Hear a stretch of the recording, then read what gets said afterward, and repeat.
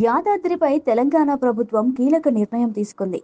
యాదాద్రి పేరును తిరిగి యాదగిరిగుట్టగా మార్చాలని సీఎం రేవంత్ రెడ్డి ఆదేశించారు. తిరుమల తిరుపతి దేవస్థానం తరహాలో యాదగిరిగుట్ట టెంపుల్ బోర్డును ఏర్పాటు చేయాలని ప్రభుత్వం నిర్ణయించినట్లు కూడా అధికారులకు తెలిపారు. టెంపుల్ బోర్డు ఏర్పాటుకు అవసరమైన చర్యలు చేపట్టాలన్నారు. టీటీడీ తరహాలో ఈ బోర్డు ఉండేలా చూడాలన్నారు. గోశాలలో గో సంరక్షణకు ప్రత్యేక పాలసీని తీసుకురావాలని అధికారులను ఆదేశించారు. గో సంరక్షణకు సాంకేతిక పరిజ్ఞానాన్ని వినియోగించుకోవాలన్నారు. కొండపై భక్తులు ఇబ్బంది లేకుండా నిద్రపోయేలా చర్యలు తీసుకోవాలని ఆదేశించారు.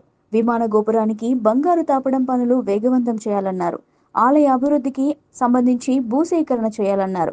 ఆలయానికి సంబంధించి పెండింగ్ పనులు పూర్తి చేయాలన్నారు. మూసీ పునరుద్ధరణ పాదయాత్ర కోసం ముఖ్యమంత్రి ఉమ్మడి నల్గొండ జిల్లాకు వచ్చారు. హైదరాబాద్ నుంచి విమానంలో యాదగిరిగుట్టకు చేరుకున్న సీఎం లక్ష్మీ నరసింహస్వామి వారిని దర్శించుకున్నారు. ఆ తర్వాత వైటీడీఏ అధికారులతో సమావేశమయ్యారు.